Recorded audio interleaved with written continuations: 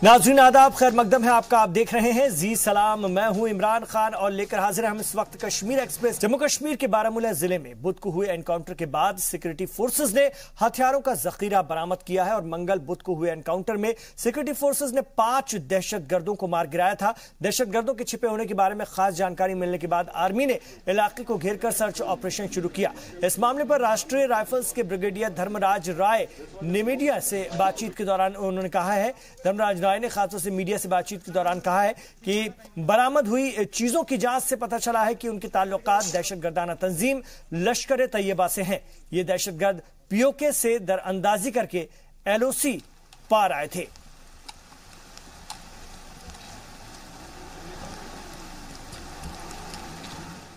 Based on specific human intelligence regarding presence of terrorists in higher reaches of Rafiabad, extensive large-scale search operations were launched by the security forces in jungles and adjoining areas with effect from 5th August 2018.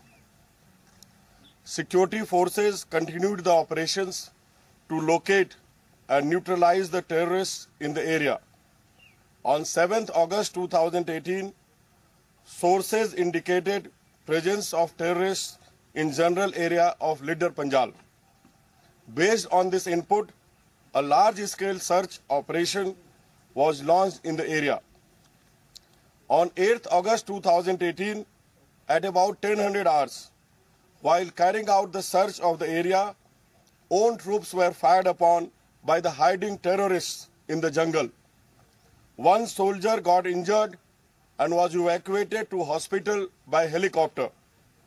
In the ensuing firefight, over several hours, security forces eliminated 5 heavily armed terrorists. On detailed search of the area, 4 AK-47 rifles, 1 pistol, and large amount of warlike and sustenance stores were recovered. Analysis of the recovered items suggests that the group belonged to Lashkar-e-Toiba Tanjim. The group had probably infiltrated recently across the line of control from Pakistan-occupied Kashmir. और जनूबी कश्मीर के पुलवामा में जुमे को त्राल में हड़ताल रही। यह हड़ताल पुलिस की जानिब से हाल ही में की गई गिरफ्तारियों की मुखालफत में की गई थी। जानकारी के मुताबिक पुलिस ने कुछ दिन पहले मिलिटेंट्स के अहलखाना को पूछताछ के लिए हिरासत में लिया था, जिसकी मुखालफत की जा रही है। बंद के दौरान पुलवामा में सभी कारोबारी इदारे और दुकानें बंद रखी गई। रोड पर गाड़ियां भी नदारद रहीं।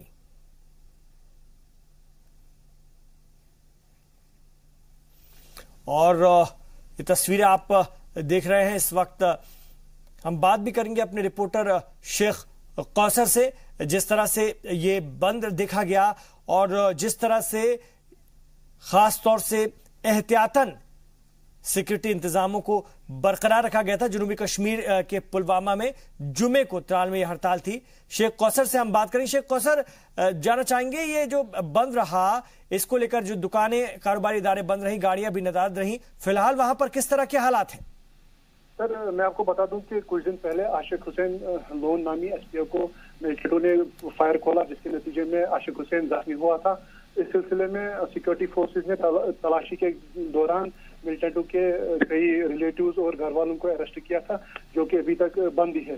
तो इस सिलसिले में आज कस्बे त्राल में हड़ताल रही। इस सिलसिले में एमएलए त्राल मुश्ताक अहमद शाह के साथ भी बात की, तो उन्होंने बड़े अल्फाजों में मजम्मत की और उन्होंने गवर्नर इंतजामिया के साथ पुलिस आला अहदेदारों से अपील की कि जितने भी अरेस्ट हुए हैं उनको जल्द से जल्द रिहा किया जाए। जी बिल्कुल, आपसे जानना चाहेंगे इस बंद के बाद, इस हड़ताल के बाद अब क्या हालात मामूल पर आ जाएंगे कल से जिंदगी, या फिर अभी ये और बढ़ेगा? जी, अगर आज दिन की बात करें तो हड़ताल की वजह से आम लोगों को बहुत मुश्किलातों का सामना करना पड़ा। तो ऐसा लगता है कि पुलिस को भी कोई इस सिलसिले में कोई इक़्तिदाम उठाने पड़े ताकि आम लोग इसमें मुतासिर ना रहे। तो ऐसा लगता है कि कल शाम तक मुझे लगता है कि इनको रिहा किया जाएगा। शुक्रिया शेख कौसर इस पूरी जानकारी के लिए त्राल से।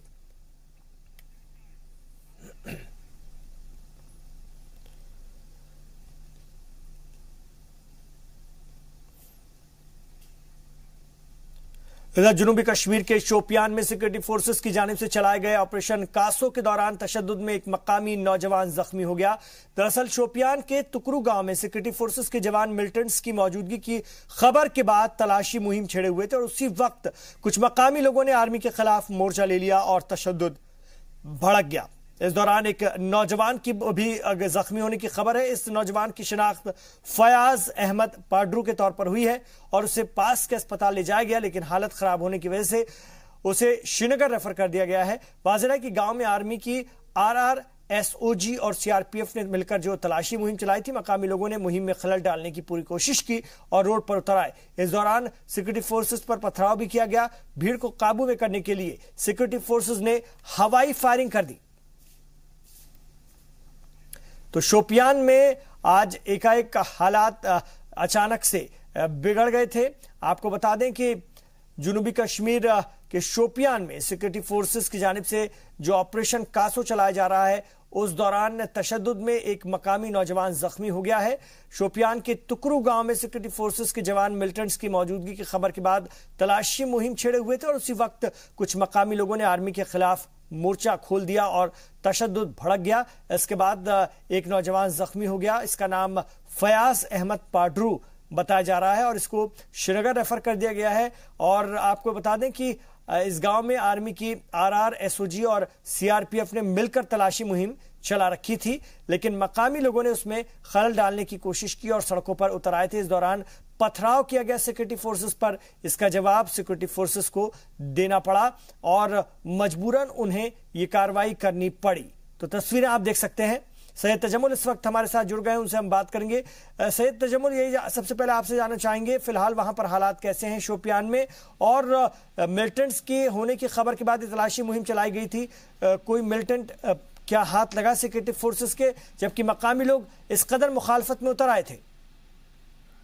देखिए इमरान, साउथ कश्मीर का शोपियान इलाका और इलाके में जब ये इतला सिक्योरिटी फोर्सेज या हिफाजती अमले तक पहुंची थी, इलाके में चंद एक मिलिटेंट जो हैं बैठे हैं, उसके बाद इलाके का क्रैकडाउन सर्च ऑपरेशन शुरू किया गया।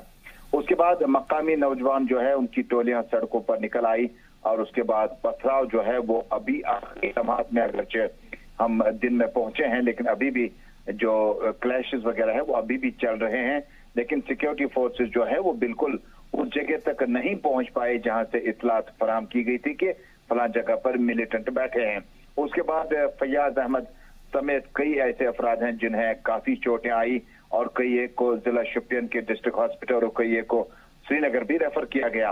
लेकिन क्लैशेस इतने ज्यादा थे, पथराव इतने ज्यादा थे, जैसे कि साफ तौर पर तस्वीर में देखा जा सकता है कि धुआं उठने के साथ साथ पुलिस की जो गाड़ी है उसको भी पत्थर लगने से काफी नुकसान पहुंचा। लेकिन मकामी लोग जो है वो लगातार एहतजाज कर रहे थे और वो कह रहे थे कि इस इलाके में कोई ऐसी खबर नहीं थी कि इस इलाके में मिलिटेंट मौजूद हों, बल्कि मकीनों ने यह भी इल्जाम आयद किया कि सिक्योरिटी फोर्सेस और पुलिस गिरफ्तारी के नाम पर उन्हें तंग तलब करती है, न सिर्फ त्राल, शोपियान, वच्ची, कुलगाम और कई इलाकों में।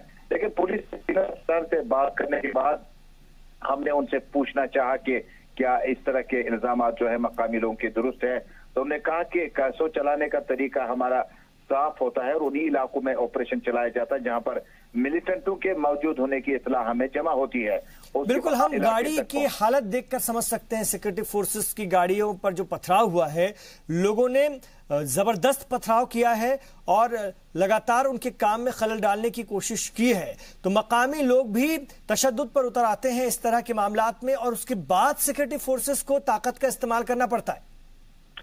बिल्कुल, देखिए जब एक डिसिप्लिन और वर्दी पहनकर जब कोई भी अमला जा रहा हो किसी इलाके में तो कानून को हाथ में इजाजत नहीं ली सकते, कोई भी हो। लेकिन उसके बाद मकामी लोग जो हैं, ये एक आज की बात नहीं है बल्कि काफी टाइम से इन इलाकों में कासोस के नाम पर आपको याद होगा कि शाम देर गए कई बार सिक्योरिटी फोर्सेस को बगैर किसी कामयाबी के वापस लौटना पड़ा। लेकिन मकामी लोग जो हैं, चूंकि श्रीनगर के कई इलाकों के बाद आपने देखा होगा कि इस तरह के सर्च ऑपरेशन मॉक ड्रिल के तौर पर इंडिपेंडेंस डे से पहले इस तरह की तैयारियां भी है और कहीं मिलिटेंट बड़े हमले के फराक में तो नहीं है। तो सर्च ऑपरेशन चलाने की कोशिश के दौरान आज एक बार फिर यही रिवायत रही जो माजी में हमने देखी कि बगैर किसी डर के, बगैर किसी खौफ के जिस तरह से एक जिप्सी पर पत्थरों से इस तरह से वार किया जाता है, अगर उसमें पुलिस एहलकार होता तो उसकी क्या हालत होगी। बिल्कुल, वो तस्वीरों से ही समझी जा सकती है जो हालत जीप की हुई है, तो अगर उसके अंदर कोई हो या कुछ लोग हों तो उनकी क्या हालत होगी। तो मकामी लोग भी तशद्दुद पर उतारते हैं, लेकिन ये भी आपसे जानना चाहेंगे कि जो फिलहाल जो नौजवान जख्मी हुए जिसे श्रीनगर रेफर किया गया था, उसकी हालत के बारे में क्या खबर मिल रही है? देखिए, उसके बारे में इतलात यही है कि जो मेडिकल बुलेटिन है उसमें उसकी हालत जो है बेहतर हो रही है, लेकिन उससे बड़ी बात यह है कि इस इलाके में अभी भी जो सिचुएशन दिन में थी अभी उसमें ज्यादा तब्दीली नहीं आई, बल्कि सीनियर पुलिस अफसरान जो हैं वो आज खुद उस जाए वारदात पे पहुंच गए जहां पर मकामी शहरों की मदद से इस कासों को खत्म करने की कोशिश की जाती है और एडमिट किया गया फयाज अहमद जो है वो रिकवरी मोड में बिल्कुल वापस सेहतयाब हो रहा है। शुक्रिया सैयद तजम्मुल आपका श्रीनगर से इस पूरी जानकारी के लिए। भदरवाह में खासतौर से मरमट इलाके के लोगों ने बनाए जा रहे टनल का लोकेशन बदले जाने को लेकर एहतजाज किया। एहतजाज कर रहे लोगों का इल्जाम है कि वो तकरीबन 10 सालों से दरंगा सुध महादेव से होते हुए गदोहा तक रोड और टनल बनाने का मुतालबा कर रहे हैं, लेकिन टनल बनाने की तैयारी इलाके से दूर खिलानी इलाके में की जा रही है। लोगों का कहना है कि इससे इलाके के नौजवानों और बेरोजगारों को रोजगार मिलना था, लेकिन लोकेशन बदल जाने की वजह से इलाके के लोग होने वाले फायदे से महरूम रह जाएंगे। एहतजाज कर रहे लोगों ने गोहा बस स्टैंड से मरमट तहसील ऑफिस तक रैली भी निकाली और इस दौरान इंतजामिया के खिलाफ जमकर नारेबाजी भी हुई। हालांकि तहसीलदार ने लोगों को समझा बुझा करके मामले को हायर अथॉरिटीज तक पहुंचाने का वादा जरूर किया है कि Sudh Mahadev to Khalaini via Daranga to Khalaini जो टनल था वो पिछले 10 साल से हम लोगों को यहाँ पे गुमराह किया जा रहा था। मैं तो यही समझता हूँ कि आज जब हमें इस चीज का पता चला कि ये टनल दूसरी जगह निकलने जा रहा है तो हमें यह महसूस हो रहा है कि हमें ये गुमराह कर रहे थे। इलेक्शन से पहले यहाँ पे डेली ब डेली कितने इंजीनियर्स यहाँ पे आते थे और कितने सर्वे उन्होंने किए हैं, मुझे समझ नहीं आ रही वही सर्वे झूठे थे। अगर ये हक हमें नहीं मिला या हमारे को गुमराह किया गया तो ये प्रोटेस्ट रैली जो पूरा अमन निकली है इसमें हो सकता है कुछ लोगों को कुर्बानियां देनी पड़े। हम गवर्नमेंट को ये चैलेंज नहीं बल्कि उनसे अर्ज करते हैं कि हमारी इस डिमांड को माना जाए। बगलियार डैम जो बना है उसकी वजह से बटोत कश्तवाड़ रोड जो है उसको डैमेज हो रहा है और वो गवर्नमेंट जो है उससे बखूबी वाकिफ भी है। उसी सिलसिले में एक अल्टरनेट हाईवे की जो है हमें ज़रूरत थी और जो शॉर्टेस्ट पॉसिबल भी है वो था चिन्हैनी सुध महादेव गोवा खिलेनी। और यहाँ के सब लोगों ने आई थिंक 50,000 लोगों ने अरसा 10 साल से जो डिमांड कर रखी है कि हमारा जो है टनल भी बने और साथ में हाईवे भी बने और साथ साथ में जो है हमारा सफ़र जो जम्मू जाने का है वो करीब 30 किलोमीटर जो है वो कम हो जाएगा। इधर बनिहाल के खेरी तहसील में वाक़े हारीवाला गांव के लोगों का कहना है कि आजादी के 7 दहाइयों बाद भी उनके गांव में बुनियादी सहूलतों की कमी है। यहां तक कि बच्चों को तालीम हासिल करने में भी 10 किलोमीटर दूर जाना पड़ता है। मकामी बाशिंदों ने इंतजामिया और सरकारों पर इल्जाम लगाते हुए इलाके की अनदेखी का इल्जाम लगाया है। उन्होंने रियासत के गवर्नर से अपील की है कि कम से कम गांव में बुनियादी सहूलतें मुहैया करवाई जाए। लेकिन लोग इस कारण से नहीं बना रहे हैं कि जब पैसे मिलते नहीं 3 घंटे लगते हैं, 7 बजे निकलते हैं, 10 बजे पहुँचते हैं। रास्ता सर खराब है, पुल भी नहीं है, दरिया से टपना पड़ता है। इसका नाम है इस जगह जिधर स्कूल है हाड़ी वाला, तो बुजला में जाते बच्चे पढ़ने, ना पुल है ना रास्ता है ना कुछ है, उधर बहुत मुश्किल होता है। तो बस ये हमारे ना बिजली ना पानी है, कुछ सबको सटे लगा है गवर्नमेंट का, इधर कोई बच्चा नहीं है। पोजीशन नहीं है, बिल्कुल पानी नहीं है, रास्ता नहीं है और जो हम राशन लाते हैं हमें कम से कम 300-400 रुपये एक खच्चर का लेते हैं क्वांटल राशन का। बाबा से यहाँ तक कोई रोड कोई चीज़ नहीं है, यहाँ से ऊपर तक कोई साधन नहीं है हमारे पास। गरीब वहाँ बिल्कुल सब गरीब, वहाँ में कम से कम कोई 70 घर है, बिल्कुल खाली गरीब। कोई स्कूल की प्रोजेक्ट नहीं, कोई टीचर आता है वो रहता ही नहीं यहाँ। राशन के वाले से मुश्किल होता है, कोई टीचर आता है वो बोलता है यहाँ जंगल है, यहाँ ये रोड नहीं, ये चीज़ है, ये कोई आता ही नहीं ऊपर। और खबर रामबन से, जहां के सबगुल सब जिला अस्पताल से लापरवाही का मामला सामने आया है। इस लापरवाही की वजह से एक नौजायदा की मौत हो गई। खबरों के मुताबिक गुल इलाके की हामिला खातून खालिदा बेगम को अस्पताल लाया गया, जहां मौजूद डॉक्टर्स ने ऑपरेशन की बात कही। खालिदा के अहले खाना के मुताबिक अस्पताल में ना तो गायनोकोलॉजिस्ट हैं और ना ही एनेस्थीसिया के डॉक्टर हैं। फिर ऑपरेशन शुरू कैसे हुआ? अहले खाना के मुताबिक बात बिगड़ने पर सब अस्पताल के डॉक्टर ने उन्हें रेफर किया, जहां रास्ते में ही खालिदा की डिलीवरी हुई और बच्चा मरा हुआ था। खालिदा के शौहर ने भी अस्पताल पर लापरवाही का इल्जाम लगाया है। फिलहाल खालिदा का इलाज रामबन जिला अस्पताल में जारी है।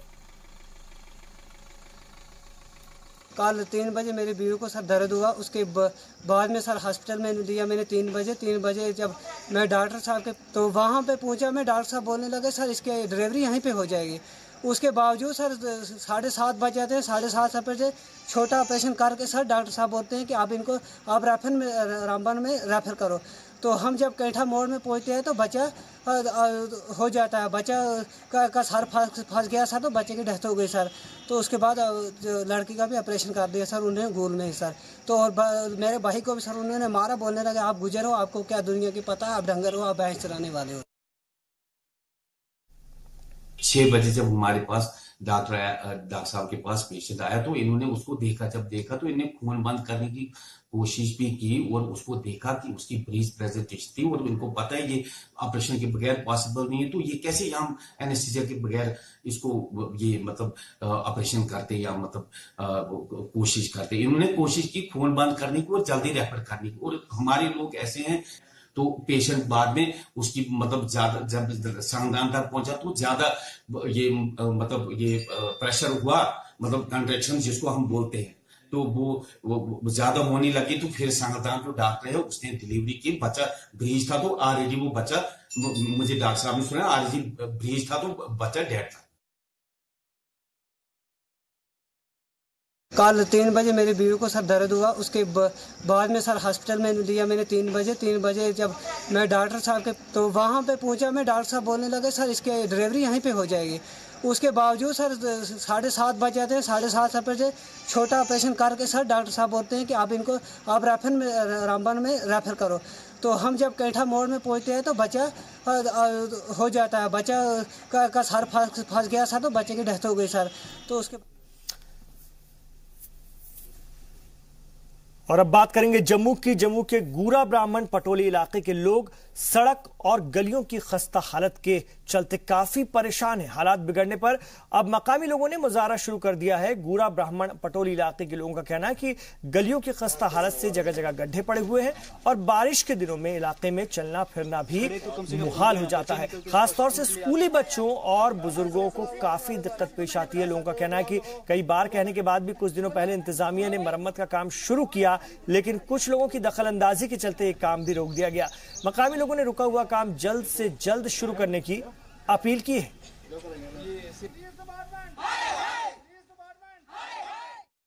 गवर्नमेंट से हमने इल्तिजा करके ये गली को पक्का कराने का काम सैंक्शन करवाया और जो है यहाँ काम यहाँ तक पहुँचा तो ये जो मालिक है यहाँ इस प्लाट का कुंदन लाल, इसने आज तक 20-25 साल से कोई उज़र नहीं किया, लेकिन जो ही काम स्टार्ट हुआ तो इसने यहाँ पर आकर पंगा डाल दिया, स्टे लाया, सब कुछ किया, पुलिस को इन्वॉल्व किया।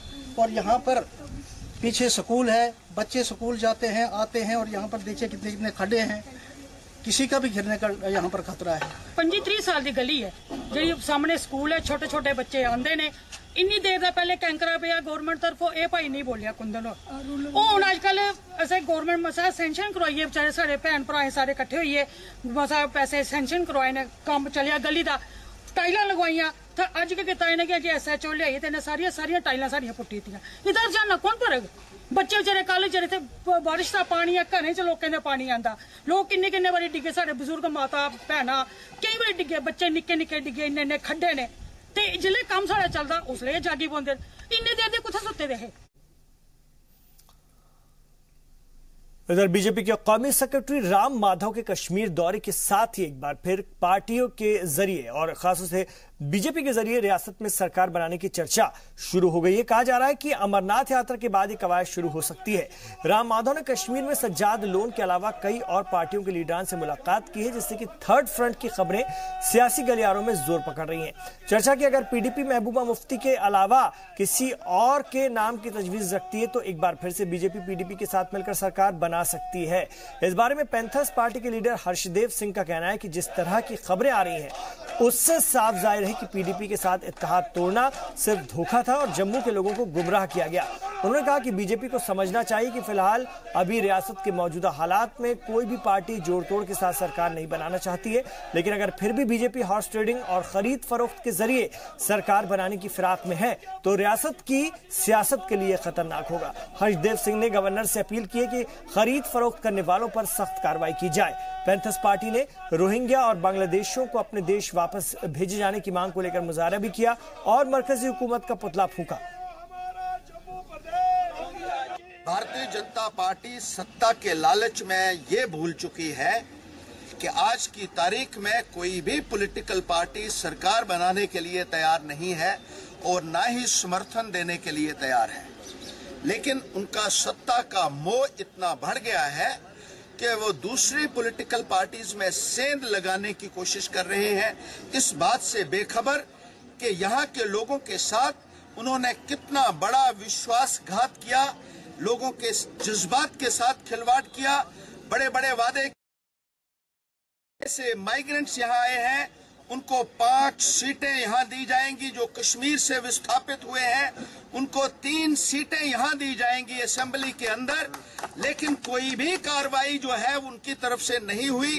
विजन डॉक्यूमेंट का एक भी मुद्दा जो है वो भारतीय जनता पार्टी हल नहीं कर पाई, उसके ऊपर खरी नहीं उतर सकी। और अब खबर उधमपुर से, यहां पर पीएचपी एम्प्लॉयज एसोसिएशन के जरिए रियासती हुकूमत के खिलाफ जोरदार मुजाहरा किया गया। इस मौके पर ऑल J&K सुपरवाइजर एसोसिएशन के नायब सदर सोमनाथ ने रियासती हुकूमत पर इल्जाम लगाया है कि सरकार डेली विजर्स के साथ तफरीक बरत रही है। पिछले 45 महीने से उनकी तनख्वाह का भुगतान नहीं हुआ है। एसोसिएशन का इल्जाम है कि सरकार के जरिए हजारों लोगों में डेली विजर्स पर हजारों लोगों को रखा गया है और उन्हें 500 रुपए माहाना तनख्वाह दी जाती है, जो किसी मजाक से कम नहीं है। मुलाजिमों को घर का खर्चा चलाना मुश्किल हो रहा है, बच्चों की पढ़ाई पर इसका सीधा असर पड़ रहा है। मुजाहिरीन ने गवर्नर से इस जानिब तवज्जो की अपील की है।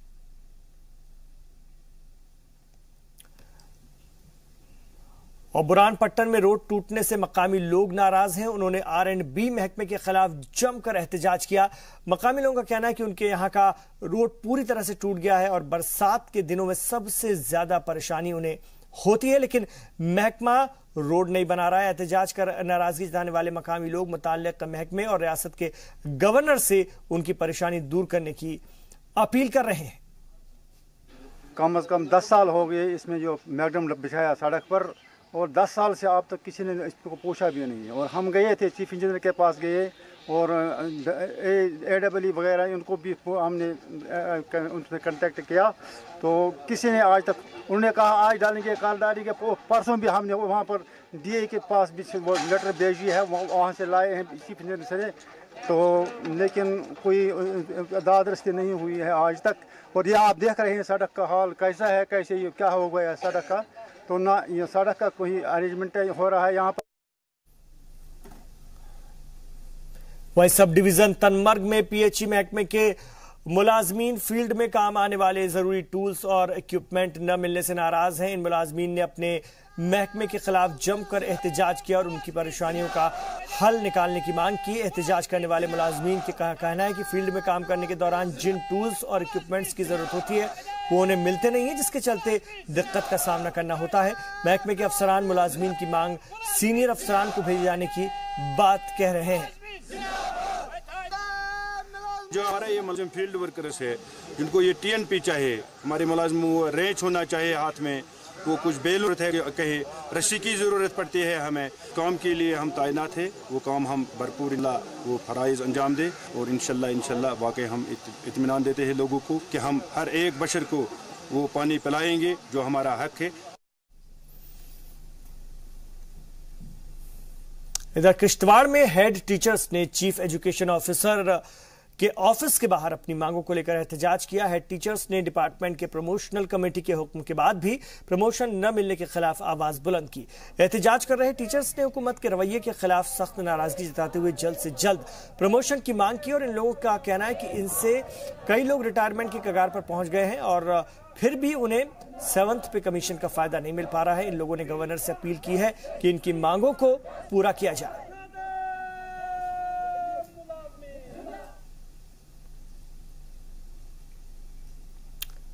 नाज़रीन, यहाँ पर एक छोटे से वक्फे के लिए हम रुक रहे हैं, लौटेंगे अपने जम्मू कश्मीर की और भी खबरों के साथ। आप देखते रहिए जी सलाम।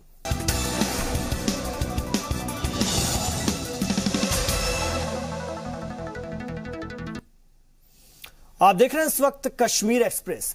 आर्मी की टाइगर डिवीजन ने जम्मू में फौज की जानिब से इस्तेमाल किए जाने वाले हथियारों और बाकी सामान की नुमाइश लगाकर अपनी ताकत का मुजाहरा किया। इस नुमाइश का इफ्तिताह general officer commanding tiger division major general Sanjay Singh ने किया।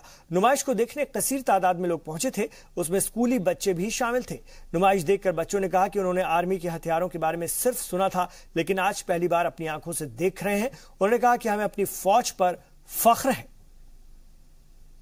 बहुत ज्यादा आर्मी हमारे देश के लिए कितना कुछ करती है और जो हम चीजें टीवी में देखते थे आज हमने सच्ची में यहाँ पे देखा है।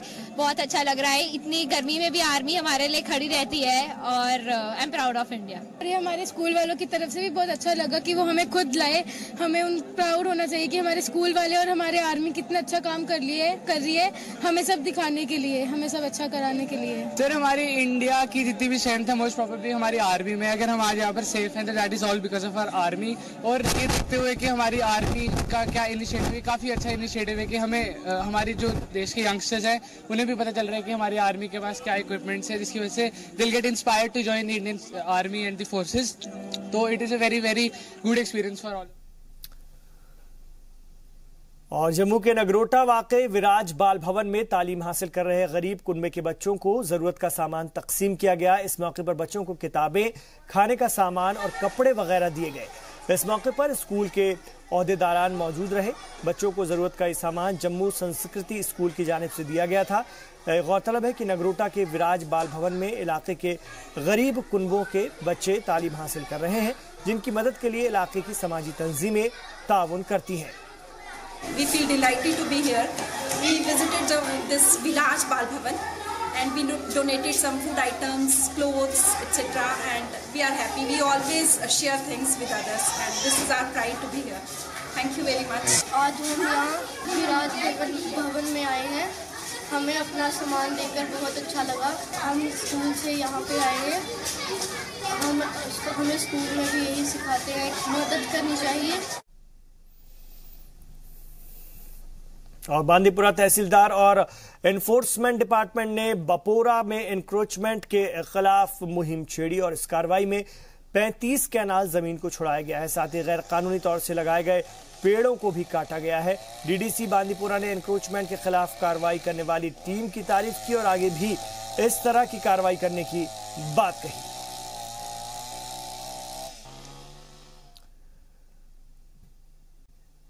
रियासत के former law minister Abdul Haq Khan से जी मीडिया ने खास बात करते हुए कहा कि उनकी सरकार ने हर पहलू पर आर्टिकल 35A की हिमायत की है। और क्या कहा उन्होंने, आइए जानते हैं इस बातचीत का ये हिस्सा देखकर। रियासत के साबिक वजीर आला उमर अब्दुल्ला ने गड़ा चुनौती खड़ा करते हुए नेशनल कॉन्फ्रेंस पार्टी समेत बयान जारी किया और कहा कि जम्मू कश्मीर में लॉ मिनिस्ट्री ने कई नेग्लिजेंस बरत की, जिसके तनाजुर में हम सीधे चलते हैं साबिक लॉ मिनिस्टर के पास। हक खान साहब हमारे साथ मौजूद हैं। हक साहब, किस तरह से देखते हैं उमर साहब का ये स्टेटमेंट? क्या इतनी लापरवाही बरती गई कि लॉ मिनिस्ट्री में अब लूप होल्स ढूंढ रहे हैं? देखें, ये जो इनकी बात है ये मेरे ख्याल में ज़्यादा ये शायद कानून से वाकिफ़ नहीं है। तो यहाँ किसने बात की है मुझे मालूम नहीं, शायद उनको फैक्ट्स पता नहीं होंगे। जहाँ तक इस चीज़ का ताल्लुक है कि एक रिप्लाई जो अभी है, चूँकि प्रिलिमिनरी रिप्लाई जो 35A में था वो भर दिया था और जो डिटेल्ड रिप्लाई था अभी नहीं भरा है, उसमें एक रीज़न एक था। जब ये 35A सुप्रीम कोर्ट में दाखिल हुआ तो उसके बाद स्टेट गवर्नमेंट ने मुल्क का जो सबसे बड़ा वकील है, एक काबिल वकील है फाली नारिमान, उनसे मशवरा किया कि हम इसमें कैसे रिप्लाई भरेंगे। जब उन्होंने उसको एंगेज किया तो उन्होंने उससे मशवरा किया कि हम कैसे करेंगे। तो फाली नारिमान का ये था कि चूंकि 35A पहले ही 2 कॉन्स्टिट्यूशनल बेंचेस में डिसाइड हो चुका है और ये 3 जज बेंच जो है इसको इख्तियार नहीं इस केस को सुनने का। तो इस बात उन्होंने कहा कि हम इस वक्त सिर्फ प्रिलिमिनरी ऑब्जेक्शन भरेंगे और हम सुप्रीम कोर्ट के इस बेंच को कहेंगे कि आप इसको नहीं सुन सकते, क्योंकि ये पहले ही 5 जज कॉन्स्टिट्यूशनल बेंच ने 2 जजमेंट्स में सेटल कर दिया है, फाइनल कर दिया है, आपको इख्तियार नहीं है। तो इस बात उन्होंने कहा कि उनकी उसको ओपिनियन भी थी और जो रिप्लाई है वो उन्होंने खुद अपने दस्तखत से सेटल किया है वही रिप्लाई सुप्रीम कोर्ट में है। उन्होंने कहा कि हम इसको ऐसा नहीं करेंगे, हम पहले प्रिलिमिनरी ऑब्जेक्शन पे जाएंगे। अगर उन्होंने ये नहीं मानी, अगर उन्होंने ये केस, ये एप्लीकेशन डिसमिस नहीं की, तो उसके बाद हम भर लेंगे डिटेल रिप्लाई। तो मैंने लॉ की एक टीम मुकर्रर की जिन्होंने दिल्ली के आर्काइव से कुछ डॉक्यूमेंट्स लाए, स्टेट के आर्काइव्स में कुछ डॉक्यूमेंट्स थे, हमने वहां से भी लिए। तो जितना भी हमें ज़रूरी था हमने ये सारे डॉक्यूमेंट्स जमा किए। बल्कि उनको मैंने बिल्कुल इसके लिए हमने लॉ डिपार्टमेंट ने डिसाइड किया कि इनको हम एक सेफ जगह पे रखेंगे। तो उसके बाद हमने इस पे एक डिटेल रिप्लाई हमने तैयार किया था पिछले दिनों, जो इन प्रोसेस था, जो जिसको हम दिखाने के लिए मैं खुद गया था फाली नारीमान से। उसमें उन्होंने कुछ चीज़ों का जिक्र किया तो है, अभी तक तो कोई नुकसान नहीं पहुंचा है। अभी भी जो 4 पिटीशनर्स जिसके साथ कलब हो गई हैं, अभी उनमें नोटिस भी इशू नहीं हुए हैं। लिहाजा अभी चूंकि 4 नई पिटीशनर्स जो सुप्रीम कोर्ट ने इसके साथ कलब किए हैं, कुछ इंटरवेंशन एप्लीकेशंस हैं, अभी तो ये स्टेज है, पहला स्टेज है। इस पे शायद मुझे लगता है कि सुप्रीम कोर्ट अगर इसमें डिसमिस इसको नहीं करेगा, हो सकता है फिर लार्जर बेंच को और भेज दे, 7 जज बेंच को भेज दे। तो इस वास्ते मेरे ख्याल में कोई ऐसी बात नहीं है, ना हमने कभी लापरवाही की, ना इनको जचता है कि वो ऐसी बातें करें। हक साहब, वहीं उमर साहब का एक और स्टेटमेंट आया था कुछ दिन पहले। अब चूंकि गवर्नमेंट नहीं है, वो कह रहे थे पीडीपी को भी अपना वकील भेजना चाहे इसको पार्टी बनाने के लिए, जिस तरह से नेशनल कॉन्फ्रेंस और बाकी पार्टियों ने भेजे हैं। देखिए वो करेंगे, मेरा अंदाज़ा डेफिनेट है कि पीपल्स डेमोक्रेटिक पार्टी भी इसमें इंटरवेंशन एप्लीकेशन करेगी। तो मैं असल में कह रहा था ना कि सीरियसनेस पिछली गवर्नमेंट की, जहां मैं लॉ मिनिस्टर था, हमने एक तो लड़ा बेसिकली लॉ डिपार्टमेंट, उसके अलावा जो मैं आपसे कह रहा हूँ कि हमने कुछ इंटरवेंशन एप्लीकेशंस कराई। अभी भी कुछ ग्रुप्स हैं जिनके साथ मेरी उस वक्त बात हो रही थी, वो भी तैयार थे करने के लिए, मेरे ख्याल है शायद वो भी इंटरवीन करेंगे। तो इस वास्ते हमने सीरियस तरीके से, क्योंकि हमने जो हमें लोगों का मंडेट मिला था उस लिहाज से हमने पूरी डिफेंड करने की पूरी कोशिश की है, जिसको मेरे ख्याल में शायद कल ही मुझे लगता है इसने बीजेपी का जो स्पोक्स पर्सन है उसने एडमिट भी किया है कि हमने इसमें चले एहतियात से अब के बाद क्या करेंगे उनका मसला है। लेकिन चूंकि कुछ चीज़ें हैं, मैं अभी मेरी तरफ से ये सजेशन होगी जो हमारी प्रेजेंट गवर्नमेंट है उनको चाहिए कि न सिर्फ इन वकील जो इस वक्त हमने एंगेज किए हुए हैं इनको कंटिन्यू करें, बल्कि वो देखें जो नई इंटरवेंशन एप्लीकेशंस आ चुकी हैं उनमें वो कोशिश ये करें कि उसमें और भी बैटरी ऑफ एडवोकेट्स करें, क्योंकि ये उसमें तो एडवोकेट जनरल और डिप्टी एडिशनल कुछ चेंज भी हुए पिछले में। वो तो होता है सिस्टम के साथ, ये डिस्पेंसेशन जो होती है, चेंजेस आती हैं, सारा चलता रहता है। बहुत बहुत शुक्रिया। अब्दुल्ला खान से रियासत के साबिक वजीर कानून के मुताबिक पीपल्स डेमोक्रेटिक पार्टी ने नहीं बल्कि एक सरकार ने, जो साबिक सरकार थी, मिलजुल कर यह माहदा किया, फैसला किया कि इस केस को बड़े सीरियसली लिया जाए। और जितनी कोशिशें इन्होंने की, यही वजह है कि अभी तक केस जो है महफूज है और आगे भी इस केस को जिस तरह से सियासी मुबाहिसा बनाने की कोशिश की जाती है, ऐसे फिलहाल अप्रेंशंस नजर नहीं आते। अशरफानी के साथ सईद तजुमुल, जी मीडिया, श्रीनगर, कश्मीर। और होम मिनिस्ट्री ने एनडीआरएफ की 4 बटालियन को सैंक्शन किया है, जिसमें से 1 बटालियन जम्मू कश्मीर के लिए सैंक्शन की गई, जिसके चलते जम्मू कश्मीर के 1150 बेरोजगार नौजवानों को एनडीआरएफ बटालियन में शामिल होने का मौका मिल सकेगा। इस बात की जानकारी बीजेपी, अगर हम बात करते हैं, स्पीकर और defence expert retired brigadier Anil Gupta ने दी है। जी मीडिया के प्रिंसिपल करस्पॉन्डेंट राजन वैद्य ने उनसे खास बात की। मोदी हुकूमत ने देश को एक नया तोहफा दिया है, जिसके तहत 4 बटालियन जो हैं एनडीआरएफ की वो कायम की जाएंगी 4 राज्यों में, जिनमें से एक जम्मू कश्मीर भी एक ऐसा राज्य है जहां पे एनडीआरएफ की जो एक बटालियन है वो कायम की जाएगी। इसमें बात करेंगे, डिफेंस एक्सपर्ट भी हैं और बीजेपी के सीनियर लीडर हैं ब्रिगेडियर अनिल गुप्ता। सर, क्या इसके बारे में आप जानकारी दे पाएंगे कि जो ये एनडीआरएफ की जो बटालियन तैनात होंगी, इससे फ़ायदा क्या होगा और ये निर्णय जो लिया गया ये कब लिया गया? देखिए, जो एनडीआरएफ है, नेशनल डिजास्टर रिस्पांस फोर्स, इसकी जो बटालियंस हैं ये सुपर स्पेशलिस्ट बटालियंस होती हैं। ये आपदा के वक्त पे, चाहे वो प्राकृतिक हो चाहे अप्राकृतिक आपदा हो, उस वक्त लोगों के मदद के लिए, लोगों को रेस्क्यू करने के लिए ये आगे डिप्लॉय की जाती हैं। इनका इस्तेमाल बाखूबी किया गया है। 2014 में जब श्रीनगर के अंदर फ्लड्स आए थे, उसके बाद बिहार के अंदर फ्लड्स आए, और आज अगर आपने खबर सुनी है तो केरला के अंदर भी इनको जहाँ पे फ्लड्स आए हैं उनको इस्तेमाल किया जा रहा है। फ्लड्स, साइक्लोन्स, क्लाउड बर्स्ट और अर्थक्वेक्स, इनके अलावा एक और खासियत है इन बटालियंस के अंदर कि ये न्यूक्लियर अटैक जब होता है या कोई न्यूक्लियर हादसा हो जाता है तो न्यूक्लियर, बायोलॉजिकल, केमिकल और रेडियोलॉजिकल के कंडीशंस के अंदर भी ये रेस्क्यू करने की काबिलियत जो है वो रखते हैं। सर, इसके साथ साथ जो राजनाथ सिंह जब जम्मू में आए उन्होंने भी घोषणा की थी कि कुछ बटालियंस जो हैं बॉर्डर के इलाकों के जो नौजवान हैं उनके लिए बनाई जाएंगी और उसके बाद एनडीआरएफ की एक बटालियन दी गई है जम्मू कश्मीर को। कितना अहम है एक रोज़गार के एक लहजे से और ख़ासकर एक जम्मू कश्मीर की ओर जो एक ध्यान केंद्रित है इस वक्त केंद्र सरकार का, इसके बारे में क्या कहें? देखिए, मोदी सरकार जब से हुकूमत में आई है, मोदी सरकार की नज़र इनायत हमेशा जम्मू कश्मीर के नौजवानों पर रही है। जब मोदी साहब ने अपना पहला पैकेज 80,000 करोड़ रुपए का पैकेज अनाउंस किया था जम्मू कश्मीर के लिए, उसमें भी 5 इंडियन रिजर्व बटालियन खड़ा करने का उसके अंदर शामिल किया गया था। उसके बाद गृह मंत्री जी ने 2018 में 2 बॉर्डर बटालियन और 2 महिला बटालियन खड़ा करने की जो जिसमें कि 60% जो रिक्रूटमेंट थी वो बॉर्डर एरिया से होनी थी। और आज ये नेशनल डिजास्टर रिस्पांस फोर्स के बटालियन एक तोहफा है क्योंकि इसके अंदर 1140 आदमी होते हैं। 1140 नौजवानों को मौका मिलेगा कि वो रोज़गार हासिल कर सकें। और ये 4 बटालियन जो हैं चारों की चारों नॉर्थ इंडिया के लिए इस बार जो है खड़ी की जा रही हैं।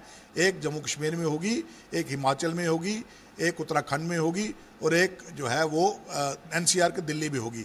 अभी तक जिस बटालियन को जम्मू कश्मीर की जिम्मेवारी थी वो बठिंडा में है, तो बठिंडा से यहाँ आने में काफ़ी वक्त लग सकता है। इसलिए इस वक्त को कम करने के लिए और रेडी ऑन द स्पॉट जो है डिजास्टर रिस्पांस फोर्स अवेलेबल हो, इसके लिए सरकार का जो फैसला है ये जम्मू कश्मीर के लिए एक बहुत ही अहम फैसला है। सर, इसके साथ साथ जानना चाहूँगा कि बीजेपी खासकर अब जो कि अभी गवर्नर रूल है लेकिन बीजेपी कोशिश में है कि खासकर जम्मू में जो एस्पिरेशंस थी, जिन मुद्दों को कहीं ना कहीं पीछे छूट चुके थे, जो वादे किए गए थे, अब इस तरह के जो इनिशिएटिव लिए गए हैं, केंद्र सरकार ने बहुत दिलचस्पी दिखाई है खासकर जम्मू कश्मीर में नौजवानों की जो अनएम्प्लॉयमेंट की जो समस्या है उसको दूर करने की। आपको लगता है कि एक इससे बहुत फायदा होने वाला बीजेपी को?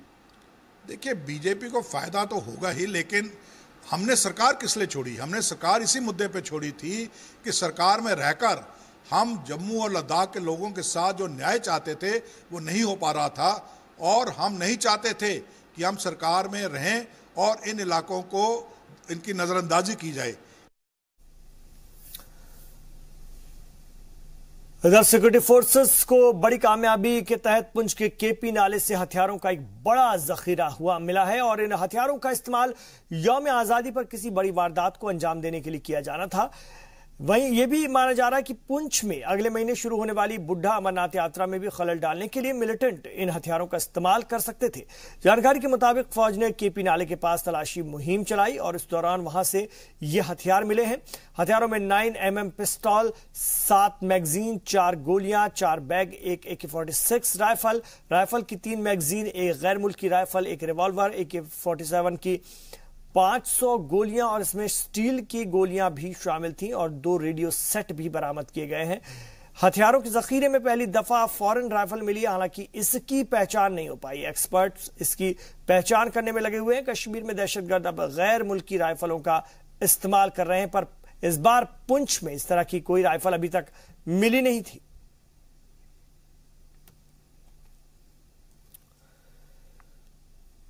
एक छोटा सा वक्फा हम यहां पर लेंगे, लौटेंगे अपने जम्मू कश्मीर की और भी खबरों के साथ। आप देखते रहिए कश्मीर एक्सप्रेस।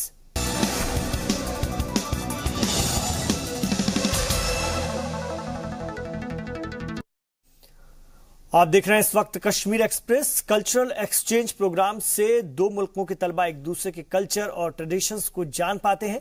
कश्मीर में इन दिनों कोरिया से आए नन्हे मेहमान मेजबान से रूबरू हो रहे हैं।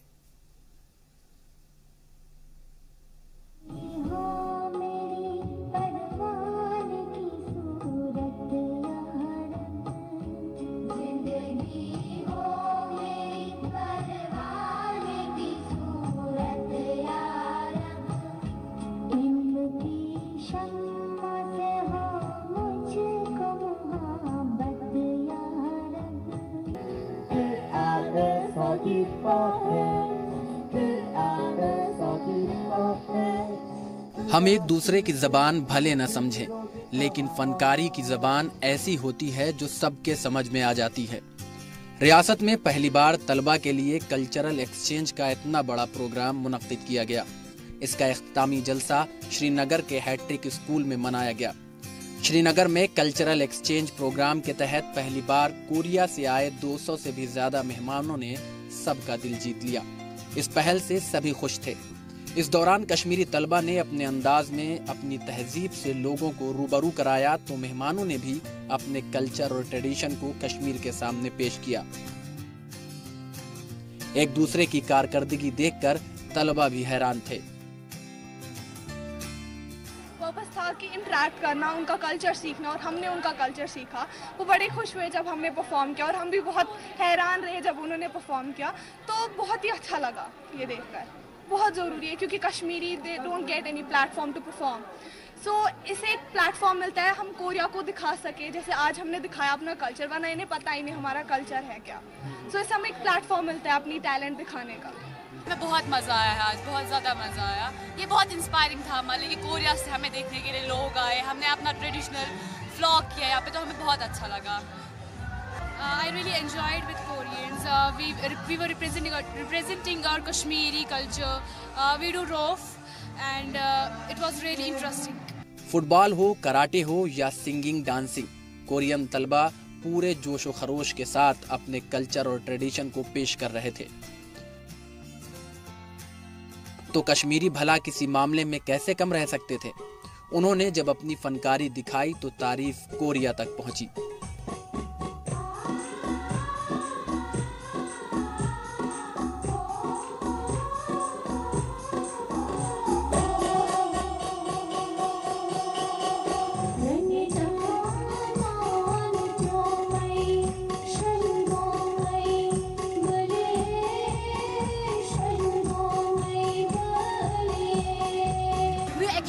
Tradition with South Koreans. हमारे बच्चों ने रोफ परफॉर्म किया एज यूजुअल इन द पोशमाल गिंदने इजराइलो और बाकी Kashmiri programs. Proud to say this our Kashmiri culture is most beautiful culture in the world. We share our traditions with South Koreans and same as they share, and we are really happy that they are here with us in Kashmir Harvard School. We enjoyed a lot. Program इतना शानदार था कि इसके रंग में बच्चों के साथ साथ असातिज़ा भी रंग चुके थे। उनकी बातों से ही उनका जोश झलकता था।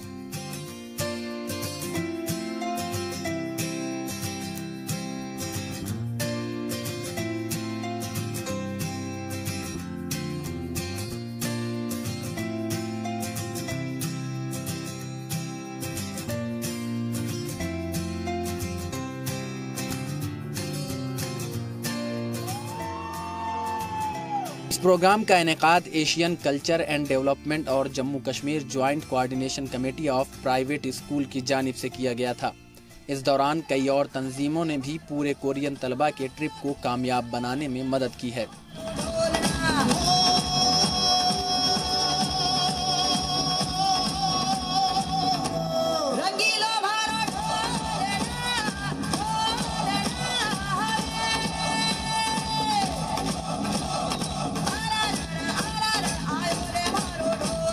प्रोग्राम का मकसद सिर्फ एक है, एक दूसरे के कल्चर को जानना और समझना। असातिज़ा के मुताबिक कश्मीर के ज़्यादातर बच्चों को बाहर जाने का मौका नहीं मिलता।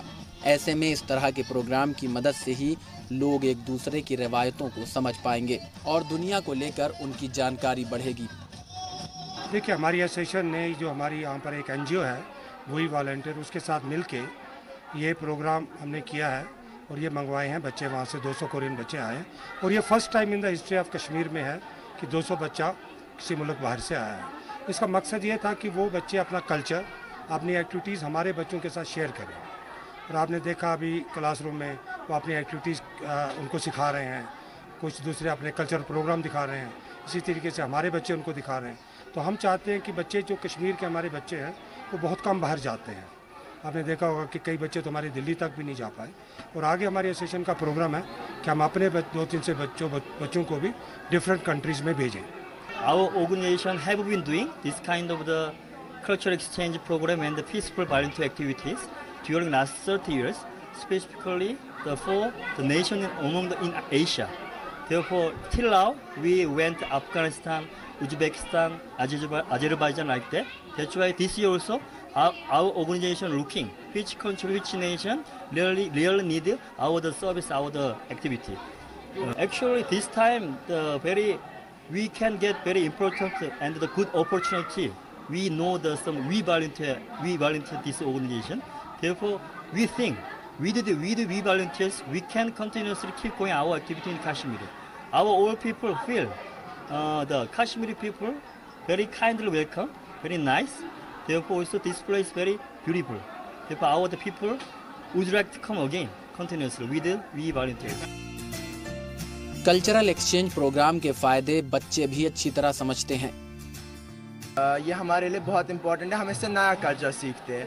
हमें लैंग्वेज में थोड़ी प्रॉब्लम हो जाती है कि वो क्या बोल रहे हैं, हम लोग उतना नहीं जान पाते। हमारा जो music, dance and other traditional activities है, उससे हम लोग समझ पाते हैं थोड़ा बहुत। हम देखते हैं कि वो क्या कर रहे हैं, वो हम थोड़ा बहुत सीखते हैं। जैसे आज हमने इनकी पेंटिंग देखी, हैंड पेंटिंग, इन्हें नाम लिखे, इनका हमने देखा कि ये इनका हॉस्पिटैलिटी कैसी है, इन्हें हमारी हॉस्पिटैलिटी देखी।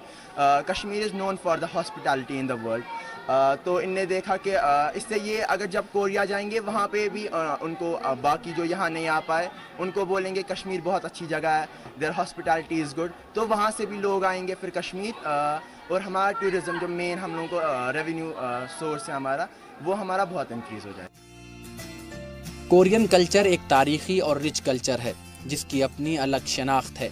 बिल्कुल इसी तरह कश्मीरी कल्चर भी अपनी अलग शनाख्त रखता है। जनूबी कोरिया और हिंदुस्तानी रियासत कश्मीर के हालात एक जैसे हैं। जिस तरह भारत और पाकिस्तान के बीच तनाज़े की वजह से अमन खतरे में पड़ जाता है, उसी तरह कोरियन वार ने भी वक्त वक्त पर कहर ढाया है। दोनों मकामात पर बच्चे जंग के हालात में बड़े हो रहे हैं। ऐसे में इस तरह के प्रोग्राम के ऑर्गेनाइजर्स के पहल की भी तारीफ करनी ज़रूरी है, जो बच्चों को एक नया रास्ता दिखा रहे हैं। इस रास्ते पर तशद्दुद नहीं, मोहब्बत है। गोलियों की आवाज़ें नहीं, दिल को छू लेने वाली मौसीकी है।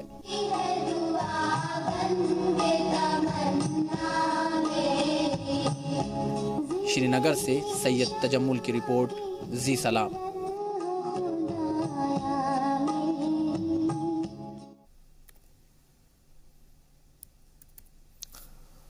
और नौज़ादा और स्कूली बच्चों को खास तौर से पैरासिटिक वार्म इन्फेक्शन से हिफाजत करने के लिए और इसके तय लोगों में बेदारी फैलाने के लिए हर साल 10 फरवरी को नेशनल डिवॉर्मिंग डे के रूप में मनाया जाता है। Ministry of health and family welfare की जानिब से साल 2016 में शुरू किए गए नेशनल डिवॉर्मिंग डे के मौके पर मुल्क के साथ साथ रियासत भर में से अगर बात करें बच्चों को दवाएं खिलाई गई। इस मौके पर श्रीनगर में एक सेमिनार मुनक्किद किया गया जिसमें कि महकमा सेहत के principal secretary Pawan Kotwal, health services के डायरेक्टर डॉक्टर सलीमुल रहमान और कई लोग मौजूद थे जिन्होंने बच्चों से बात भी की और उन्हें अहम जानकारियां दी।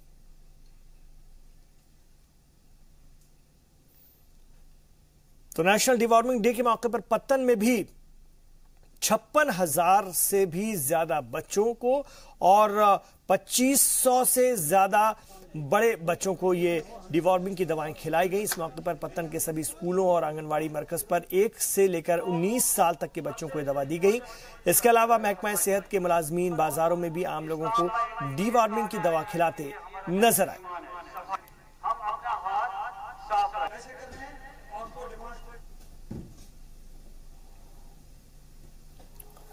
इधर बारामूला टाउन के सभी स्कूलों में नेशनल वार्मिंग डे मनाया गया। इस मौके पर दीवान बाग हाई स्कूल में मुनक्किद एक प्रोग्राम में डीसी बारामूला, एजुकेशन और हेल्थ डिपार्टमेंट के अफसरान समेत कई लोग मौजूद थे और अहम अफसरान मौजूद थे। प्रोग्राम में कसीर तादाद में शामिल हुए 19 साल तक के बच्चों को डिवॉर्मिंग की दवाइयां दी गई।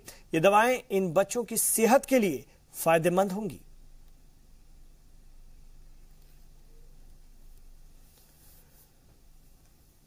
वहीं बांदीपोरा के गवर्नमेंट हाई स्कूल में नेशनल डीवार्मिंग डे के मौके पर एक प्रोग्राम का एहतमाम किया गया। प्रोग्राम में district development commissioner doctor Shahid Iqbal Chaudhary और सीएमओ डॉक्टर बिल्किस मीर ने शिरकत की। इस मौके पर डीडीसी डॉक्टर चौधरी ने तलबा से कहा कि वो अच्छी तरह से तालीम हासिल करें और आगे आकर के समाज में अपनी जिम्मेदारी निभाएं। डॉक्टर चौधरी ने बच्चों की सेहत और साफ सफाई को लेकर भी जोर दिया। सीएमओ डॉक्टर बिल्किस मीर ने कहा कि पेट के कीड़े की वजह से एनीमिया, पेट में दर्द, भूख में कमी जैसी परेशानियां हो सकती हैं।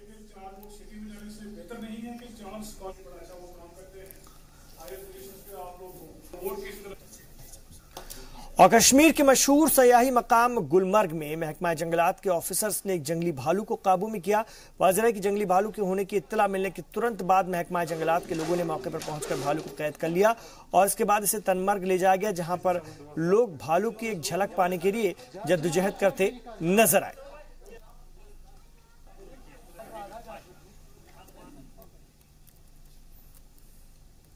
तो जंगली भालू को देखने के लिए काफी लोग पहुंचे थे। इलाके में इसकी खबर मिलने के बाद इसे कैद किया गया और उसे घने जंगल में छोड़ा जाएगा। तो नाज़रीन, कश्मीर एक्सप्रेस के इस शुमारे में फिलहाल इतना ही, लेकिन जी सलाम पर खबरों का सफर जारी है। थोड़ी ही देर बाद यानी 8 बजे आप देखेंगे हमारा बेहद खास program ground zero Khurshid Rabbani के साथ।